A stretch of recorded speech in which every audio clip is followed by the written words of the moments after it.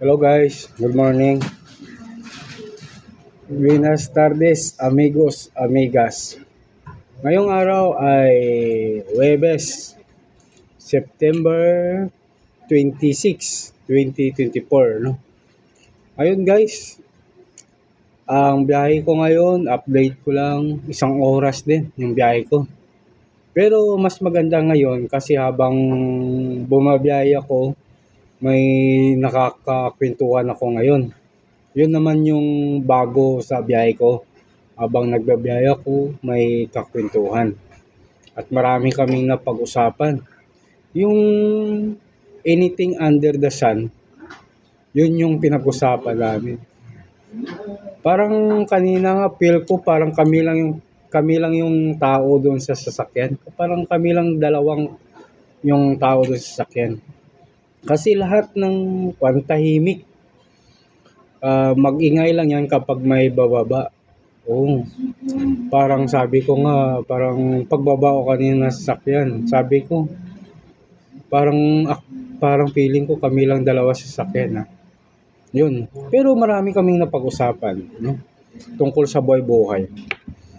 At ngayon naman guys, hugot na naman tayo. Yung hugot lines natin guys, ngayon, for today's video, September 26, 2024 ay magmahal ka ng tapat na politiko.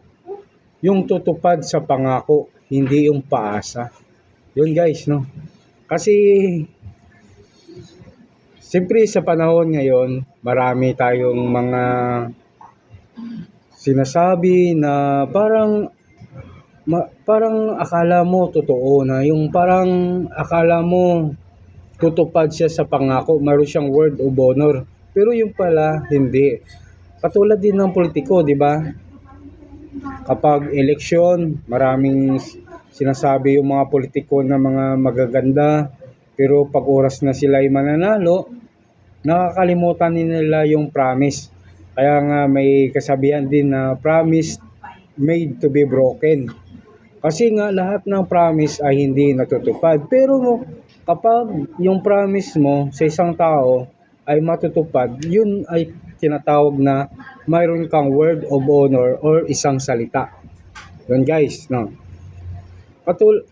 Halimbawa, sabihin mo na ngayon magsasahod, magbabayad ako ng utang. Kapag ginawa mo yun, may word of honor ka. Pero kapag hindi mo ginawa, wala kang isang salita, no? Yun lang yun guys, no? Kaya yung hugot ko ngayon ay may tulad ko sa isang politiko na magmahal ka ng tapat na politiko, yung tutupad sa pangako.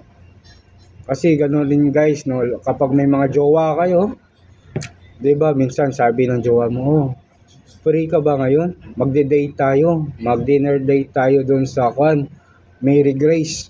Oh. Yung Mary Grace na restaurant yun guys ha, yun yung isa sa mga pinakamahal na restaurant rin, yung Mary Grace. Tapos, siyempre excited ka nun, sabi mo, nako, makakatikim na ako ng luto ng Mary Grace na restaurant. Isa sa mga luxury yun na restaurant.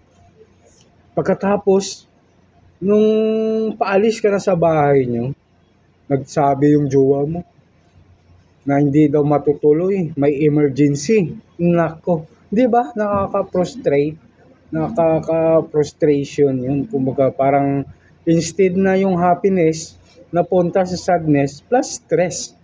Kaya 'yun guys. Kaya ang pinaka-best na payo ko sa inyo, don't expect too much, no? Because expect the unexpected na lang. 'Yun na lang guys, no? For today's video, yun lang yung may bibigay ko na payo. Sana may natutunan kayo sa vlog ko, ano. Okay guys, hasta la vista baby. Adios.